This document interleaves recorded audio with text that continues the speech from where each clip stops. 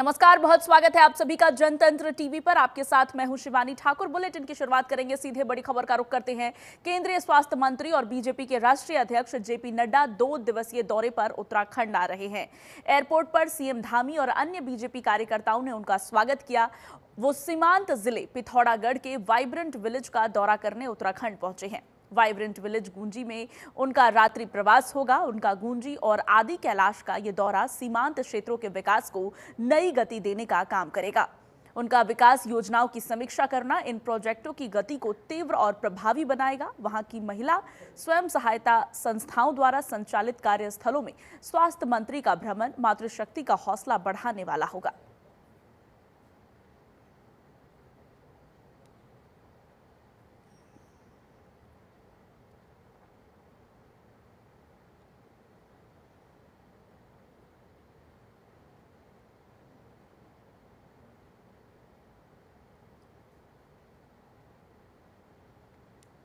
JP Nadda 2 दिवसीय दौरे पर उत्तराखंड पहुंचे हैं।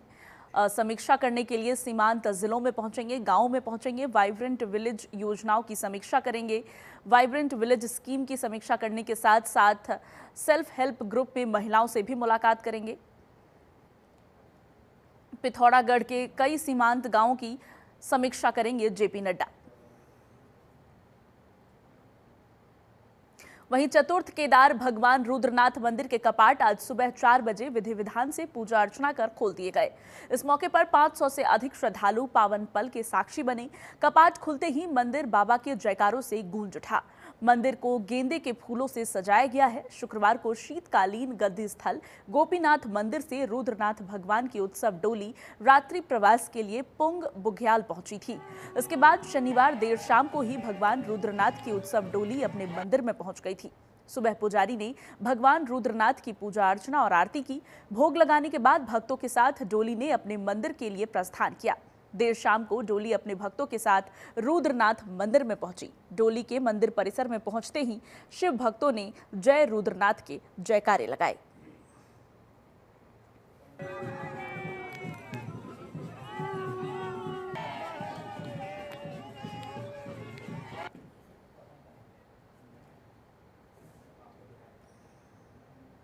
चारधाम यात्रा सुगम, सुरक्षित और सुव्यवस्थित रूप से संचालित हो रही है, जिसमें दोनों धामों में अभी 17 दिनों में 2,85,266 यात्री मां यमुना और गंगा जी के दर्शन कर चुके हैं।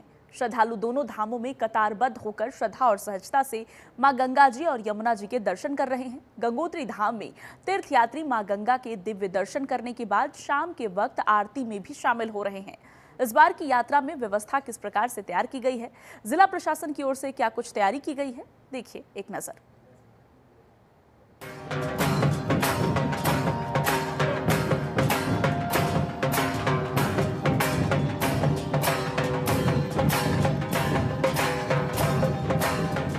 चारधाम यात्रा 2025 में अब तक 8 लाख से ज्यादा श्रद्धालु दर्शन कर चुके हैं। केदारनाथ में सर्वाधिक 3 लाख से ज्यादा यात्री पहुंचे।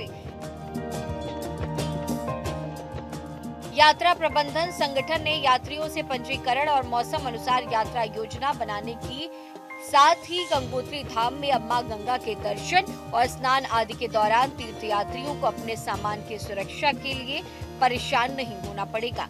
गंगा पुरोहित सभा ने तीर्थयात्रियों के लिए लॉकर का शुभारंभ किया। इसमें तीर्थयात्री 20 रुपए प्रति बैग की दर से अपना सामान रख सकेंगे। चारधाम यात्रा में पग पर आस्था के नए रंग देखने को मिल रहे हैं। कोई साइकिल से यात्रा पर निकला है तो कोई दंडवत आकर मां गंगा और यमुना के दर्शन करने के लिए तत्पर है। इस यात्रा के लिए बहुत अधिक धन नहीं, मन में श्रद्धा भाव और दृढ़ इच्छा शक्ति की जरूरत है। इसके बाद कठिन से कठिन राह भी सरल हो जाती है। गंगोत्री धाम में इस बार यात्रियों की सुविधा के लिए मां गंगा मंदिर में 300 मीटर लंबी लाइन लगती है, ताकि यात्रियों को किसी तरह की कोई परेशानी न हो। इसके लिए रैन शेल्टर्स बनवाए गए हैं। इसमें मां गंगा और यमुना जी के दर्शन करने में किसी तरह की परेशानी यात्रियों को न हो सके। वहीं भीड़ नियंत्रण करने के लिए पुलिस प्रशासन की तरफ से वन वे सिस्टम समय समय पर लागू करके संचालित किया जा रहा है। आपको बता दें कि पिछली यात्रा में दोनों धामों पर बड़े पैमाने पर कूड़े के अंबार सड़क पर लगाए जाते थे, लेकिन इस बार जिला प्रशासन ने कूड़ा निस्तारण सॉलिड वेस्ट मैनेजमेंट प्लांट लगाने से दोनों धामों में स्वच्छ वातावरण दिखाई दे रहा है। गंगा पुलिस सभा के द्वारा यहाँ पर सभी श्रद्धालुओं के लिए चेंजिंग रूम और लॉकर रूम का निर्माण किया गया, जिससे आने वाले श्रद्धालुओं को उससे काफी सुविधाएं मिल रही है। लोग आकर अपना पहले सामान रखते हैं, उसके पश्चात गंगा स्नान करते हैं और उसके बाद पश्चात जो है मंदिर में प्रवेश करते हैं। गंगा पुलिस सभा के द्वारा ही सभी यात्रियों के लिए सुबह के टाइम निःशुल्क जलपान की व्यवस्था की जाती है और सायंकालीन टाइम पर जो है उनको चाय की व्यवस्था निःशुल्क की जाती है। यहाँ पर जो है करीबन हमने कल देखा कि करीबन जो है 2 या 3 हजार आदमी ने जो अपना सामान यहाँ पे रखा और आराम से जाकर उन्होंने दर्शन किया और वापस आके अपना सामान लिया, जिसकी वजह से चोरियां में हुई। इससे चोरियों पे भी प्रतिबंध लगेगा और आने वाले श्रद्धालुओं को इसकी सुविधा भी मिलेगी। जय माता दी। वहीं व्यापार मंडल ने ये बताया कि चारधाम यात्रा पहले की भांति 3-4 दिनों से ठीक चल रही है। गंगोत्री धाम में यात्रियों के लिए हर तरह की व्यवस्थाएं बनी हुई हैं। व्यापारियों में कारोबार के प्रति खुशी है। मां गंगा से आशा करते हैं कि यात्रा इसी तरह चलती रहे। अभी कुछ दिनों से यात्रा में थोड़ा फर्क पड़ा है। कुछ दिन पहले बीच में 4-5 दिन के लिए थोड़ा ब्रेक लग गया था यात्रा पे, तो आजकल जो है थोड़ा सा बढ़ गया है 4-5 दिन से यात्री, तो इसलिए व्यापारियों के अंदर थोड़ा खुशी का माहौल है कि हाँ यात्रा थोड़ा बढ़ने लग गई है। तो आशा करते हैं कि यात्री इसी ढंग से चलती रहे, तो सभी व्यापारियों को जो भी लोगों ने इधर उधर से सामान उधार लाया हुआ रहता है तो सब जो है उसमें थोड़ा बहुत कुछ निकाल पाएंगे और अपना जीवन यापन के लिए कुछ कर पाएंगे। तो आगे गंगा जी की कृपा है कि चलती रहे और यात्रियों के लिए भी हमारी शुभकामनाएं कि सब स्वस्थ और प्रसन्नचित रहें और कोई ऐसी दुर्घटना न हो, यही हम शुभकामनाएं करते हैं। धन्यवाद। पुलिस अधीक्षक सरिता डोभाल ने बताया कि अभी तक तो चारधाम यात्रा ठीक चल रही है, जाम की स्थिति नहीं है। पुलिस प्रशासन की तरफ से पहले ही वन वे सिस्टम बनाया गया था और धाम पर भीड़ को नियंत्रण करने के लिए पुलिस होमगार्ड के जवानों को तैनात कर रखा गया है। देखिए यात्रा जो है लगातार ठीक चल रही है। ट्रैफिक भी स्मूथली चल रहा है। जो ड्यूटीज हैं हमारी सभी पॉइंट्स पर अलर्ट होकर के काम कर रही हैं और स्मूथली चल रही है। मैम कहीं हैं जहां पर कि हम लोगों को बड़ी बसें से रोक रहे हैं और इस वजह से थोड़ा सा ट्रैफिक रुक करके चल रहा है, पर जाम की कहीं पर भी शिकायत नहीं है। आपको बता दें कि इस बार की चारधाम यात्रा फिट इंडिया की थीम के साथ संचालित हो रही है। इसमें तीर्थ यात्रियों के स्वास्थ्य पर ध्यान दिया जा रहा है। यमुनोत्री यात्रा मार्ग पर राज्य सरकार और स्थानीय प्रशासन की तरफ से स्थानीय उत्पादों से निर्मित और स्वच्छ भोजन उपलब्ध कराया जा रहा है। इन व्यंजनों में मंडुए की रोटी और झंगोरे की खीर शामिल है। जनतंत्र टीवी के लिए सुमित कुमार की ये खास रिपोर्ट।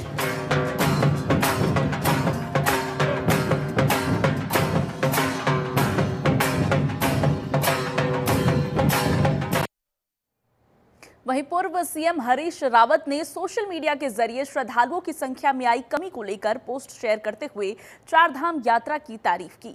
हरीश रावत ने कहा कि केदारनाथ श्रद्धालुओं के लिए बाहें फैलाए है, आप अधिक से अधिक संख्या में यहां आए। हरीश रावत ने व्यवस्थाओं की तारीफ की, लेकिन कांग्रेस के वरिष्ठ नेता लगातार चारधाम यात्रा में अव्यवस्थाओं को लेकर बयानबाजी कर रहे हैं। इसको लेकर बीजेपी प्रवक्ता गरिमा दसौनी ने कहा कि हरीश रावत जी केवल कांग्रेस के ही नहीं, इस प्रदेश के वरिष्ठतम नेता हैं और उनके कंधों पर जिम्मेदारी है कि प्रदेश और चारधाम यात्रा की एक अच्छी तस्वीर देश और दुनिया के सामने आए। वहीं गरिमा दसौनी ने कहा कि हरीश रावत ने जिम्मेदार नागरिक का फर्ज निभाते हुए चारधाम यात्रा की तारीफ की है ताकि चारधाम यात्रा में अधिक श्रद्धालु आए।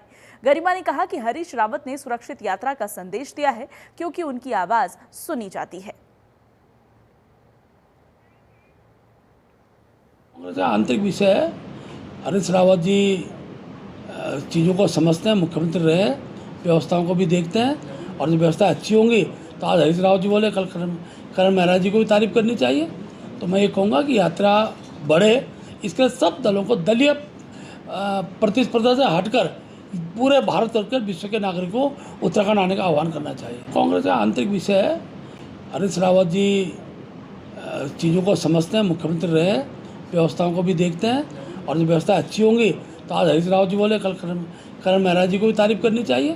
तो मैं ये कहूँगा कि यात्रा बढ़े, इसके सब दलों को दलीय प्रतिस्पर्धा से हटकर पूरे भारत और विश्व के नागरिकों को उत्तराखंड आने का आह्वान करना चाहिए। देखिए, बहुत ज़रूरी है, हम इस प्रदेश के नागरिक हैं। उस लिहाज से यदि देखें तो माननीय हरीश रावत जी केवल कांग्रेस के ही नहीं, इस प्रदेश के वरिष्ठतम नेता हैं और उनके कंधों पर जिम्मेदारी है कि प्रदेश की जो छवि है, प्रदेश की जो चारधाम यात्रा है, उसकी एक अच्छी तस्वीर देश और दुनिया के सामने जाए। ये दारोमदार भी उनके कंधों पर है। तो उन्होंने तो एक जिम्मेदार नागरिक का फ़र्ज़ निभाते हुए चारधाम यात्रा की प्रशंसा की है, सुरक्षित यात्रा का संदेश दिया है, क्योंकि उनकी आवाज़ सुनी जाती है देश और दुनिया में। दिग्गज नेता हैं और उस स्तर के नेता हैं जहां लोग उन्हें गंभीरता से लेते हैं। लेकिन एक मुख्य विपक्षी दल होने के नाते हमारा भी ये काम है कि हम अगर सरकार कहीं पर गलत कर रही है या कहीं पर व्यवस्थाओं में हमें कमियां नज़र आ रही हैं तो हम आईना दिखाएं, हम उन व्यवस्थाओं को दुरुस्त करने की बात सरकार से करें। इसमें हम कमियां नहीं निकाल रहे हैं चारधाम यात्रा में,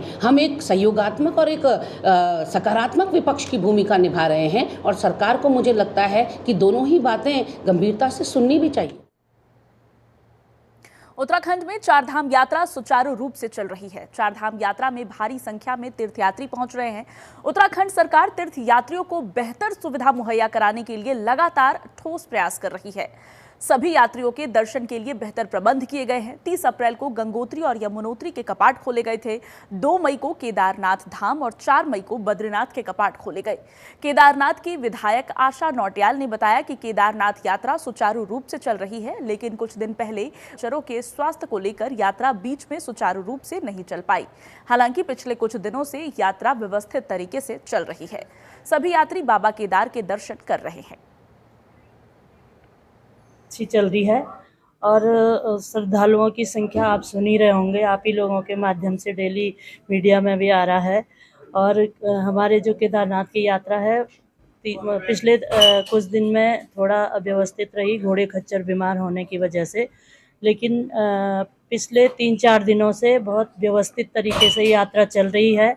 घोड़े खच्चर सुचारू रूप से वहाँ पर चल रहे हैं और बहुत अच्छी संख्या में यात्री केदारनाथ पहुंच रहे हैं। और बहुत जो व्यवस्थाएं हैं उसके लिए मैं माननीय मुख्यमंत्री जी का बहुत आभार व्यक्त करना चाहूँगी कि लगातार उनका सानिध्य हम सबको मिलता रहा, यात्रा की व्यवस्थाओं के लिए मिलता रहा। और आज यात्रा चारधाम यात्रा और मॉनसून सीजन के दौरान आपदा और आपातकाल की स्थिति से निपटने के लिए देहरादून में 108 आपातकालीन सेवा के कर्मचारियों को ट्रॉमा सेंटर प्रशिक्षण दिया गया। ये प्रशिक्षण राष्ट्रीय स्वास्थ्य मिशन के तहत किया गया। इस प्रशिक्षण शिविर में सभी जनपदों के EMT ऑनलाइन माध्यम से जुड़े। प्रशिक्षण में 108 आपातकालीन कर्मचारियों को विभिन्न दुर्घटना संबंधित चोटों और उनके प्राथमिक इलाज के बारे में जानकारी दी गई। इस दौरान दुर्घटना के समय बरती जाने वाली सावधानियों और दुर्घटनाग्रस्त मरीज के सुरक्षित परिवहन के विषय में भी जानकारी दी गई। कैंप 108 आपातकालीन सेवा के महाप्रबंधक अनिल शर्मा ने बताया कि सेवा की गुणवत्ता में सुधार के लिए संस्था समय समय पर अपने कार्मिकों को प्रशिक्षित करते रहते हैं।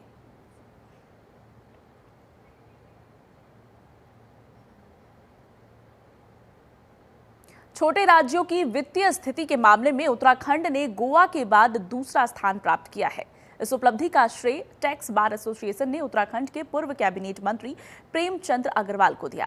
टैक्स बार एसोसिएशन ने पूर्व वित्त मंत्री प्रेमचंद अग्रवाल को इस उपलब्धि के लिए सम्मानित किया। मौके पर टैक्स बार एसोसिएशन के सदस्यों ने कहा कि प्रेमचंद अग्रवाल के वित्त मंत्री रहने के दौरान ही राज्य को 6000 करोड़ के राजस्व का फायदा हुआ। बिल लाओ इनाम पाओ और मेगा ड्रॉ योजना ने राज्य के राजस्व को बढ़ाने में अपना अहम योगदान दिया। इन योजनाओं को धरातल पर लाने के लिए प्रेमचंद अग्रवाल ने अहम भूमिका निभाई थी।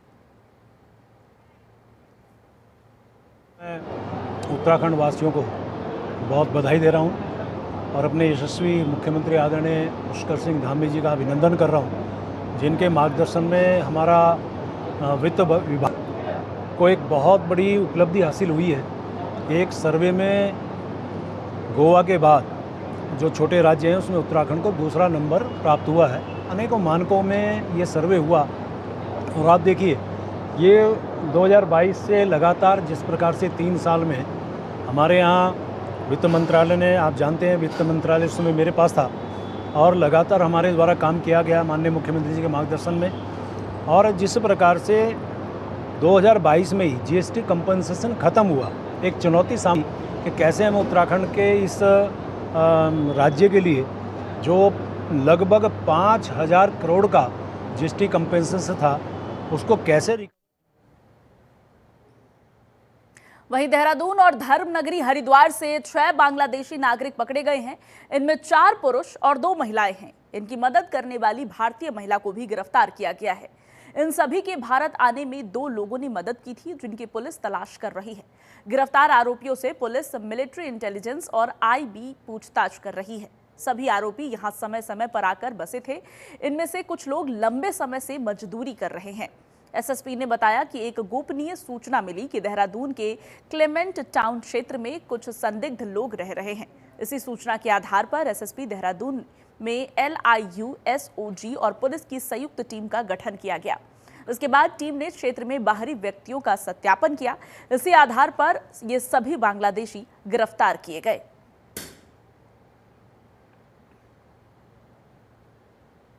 वहीं यमुनोत्री यात्रा व्यवस्था में हो रही गड़बड़ी को लेकर महिलाओं और मजदूरों ने घोड़ा पड़ाव जानकी चट्टी में धांधली और अव्यवस्था के विरोध में काफी देर हंगामा काटा और घोड़े खच्चरों के संचालन को काफी देर तक बाधित किया। प्रशासन और पुलिस की मध्यस्थता के बाद मामले को सुलझाने का प्रयास किया गया। ग्रामीणों ने जिला पंचायत की कार्यशैली पर सवालिया निशान लगाते हुए एक घोड़े के पीछे 5 और 10 टोकन जारी करने का आरोप लगाया। साथ ही खरसाली और नारायणपुरी के घोड़े खच्चरों को हर रोज संचालन किए जाने की प्रशासन से मांग की। स्थानीय निवासियों का कहना है कि डंडी कंडी का रोटेशन और प्रीपेड काउंटर का काम देख रहे ठेकेदार ने बहुत बड़ी धांधली की है। तत्काल और आज जो है सारी माँ बहनें हमारी सड़कों पर है। हमें बड़ा दुख होता है। आज हमारी माँ बहनें किस लिए सड़कों पर है? सिर्फ इसलिए सड़कों पर है कि यहाँ जो घोड़ा रोटेशन जिला पंचायत द्वारा यात्रा व्यवस्थाएं जो चलाई जाती है, वहाँ पर जो धांधलीबाजी चल रही है और वहाँ पर जो है रोटेशन में जो है टोटल जो घोड़े खच्चर पूरे क्षेत्र के जो आते हैं 3,000 की संख्या है। और ऐसा बताया जा रहा है घोड़े वालों मजदूरों के द्वारा कि वहाँ पर एक टोकन बने हुए हैं। यदि ऐसा है तो इसका जोरदार विरोध करते हैं पूरी ग्राम पंचायत खरसाली की और नारायणपुरम की जनता। अगर ऐसा है तो मैं प्रकाशी जिला प्रशासन और उत्तराखंड सरकार से निवेदन करूंगा तो त्वरित कार्रवाई हो। दोषियों पर जो है यहाँ जो भ्रष्टाचार फैला रहे हैं इन लोगों को जो है यहाँ से जो है इनका। मैं खरसाली ग्राम सभा खरसाली का नागरिक हूँ और जनप्रतिनिधि के तौर पे इस बात का बड़ा दुख जता रहा हूँ कि जिस प्रकार से जिला पंचायत जो है धांधली घोड़े खच्चर यूनियन में कर रही है, ये बड़ा दुर्भाग्य है। उत्तराखंड सरकार इस पे क्या कारण है कि जिला पंचायत जो है घोड़े खच्चरों के एक आदमी का 10 टोकन बना हुआ है और आज हमारे ग्राम सभा खरसाली हो चाहे बीफ हो 10 दिन हो चुके हैं और एक भी नंबर अभी तक नहीं मिला, जबकि 3,000 घोड़ों का केवल यहाँ पे रजिस्ट्रेशन है और यहाँ पे जो 15,000 घोड़े खच्चरों का जो है रजिस्ट्रेशन आ रखा है। तो क्या वजह है सरकार के, किस प्रकार की लापरवाही सरकार क्यों कर रही है? मैं सरकार से अनुरोध करता हूँ कि 43 पे कार्रवाई की जाए, अन्य जन आक्रोश फैलेगा। बुलेटिन में आगे बढ़ते हैं। बात अब मौसम की। मौसम विज्ञान केंद्र देहरादून के निदेशक डॉक्टर विक्रम सिंह ने बताया कि प्रदेश में 25 जून तक मानसून पहुंचेगा। उनके मुताबिक 27 मई तक मानसून केरल पहुंचेगा। इसके करीब 25 दिन के बाद उत्तराखंड में 25 जून तक मानसून पहुंचेगा। इस बार मानसून सामान्य रहने की उम्मीद है।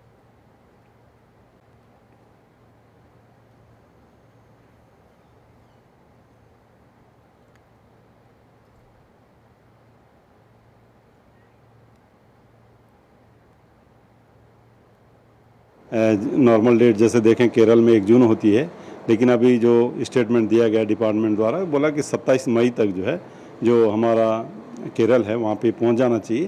तो जो मॉडल एरर उसमें 4 डेज तक का है, लेकिन जो डेट एक दी गई हो 27 मई तक में बोला कि वहाँ पहुँचेगा। फिर वहाँ से यहाँ तक पहुँचने में करीब 25 दिन जो है लगते हैं आपके। 24 डेट 25 के आसपास है।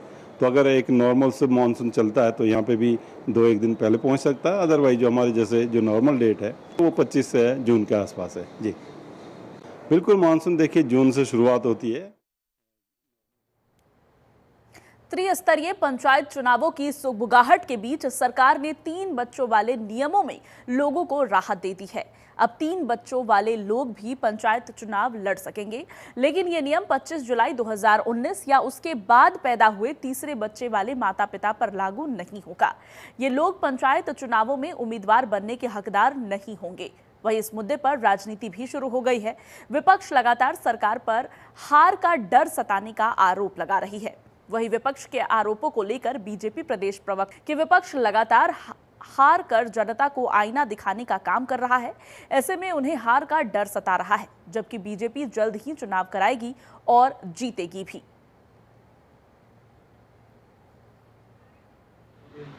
मुझे लगता है जो विपक्ष कह रहा है, हार रहा है, बार बार आईना दिखाने का काम जनता उनको बार बार कर रही है, तो हार का डर तो उनके अंदर है। भाजपा के अंदर हार का डर नहीं है। भाजपा चुनाव कराएगी और चुनाव होंगे और हमारे जीतेंगे। आप देखेंगे कि पंचायत के जब चुनाव होंगे तो हमारे प्रत्याशी अधिकतर सभी जगह से जीत करके आएंगे। कांग्रेस को अपना काम करना चाहिए। कांग्रेस को केवल नकारात्मकता फैला करके क्या लोगों को भ्रमित करने का काम करे, तो मुझे लगता है कि कांग्रेस विपक्ष क्या कहता है ये विपक्ष ही जाने, लेकिन सरकार ये चुनाव करवाएगी और बहुत जल्द चुनाव होंगे। वहीं मसूरी देहरादून मार्ग पर भट्टा गांव के पास 2 कारों की जबरदस्त भिड़ंत हो गई और एक कार सड़क किनारे दुकान में जा घुसी, जिससे दुकान क्षतिग्रस्त हो गई। वहीं कार में सवार एक व्यक्ति घायल हो गया। बताया जा रहा है कि सुबह के समय मसूरी देहरादून मार्ग पर भट्टा गांव के पास एक कार देहरादून से मसूरी की ओर आ रही थी, तभी उल्टी साइड से आ रही कार से उसकी टक्कर हो गई। घटना की सूचना मिलते ही मसूरी पुलिस मौके पर पहुंची और दोनों कारों को पुलिस चौकी लेकर गई, जहां पर घटना की जांच की जा रही है। हादसा सीसीटीवी कैमरे में भी कैद हुआ।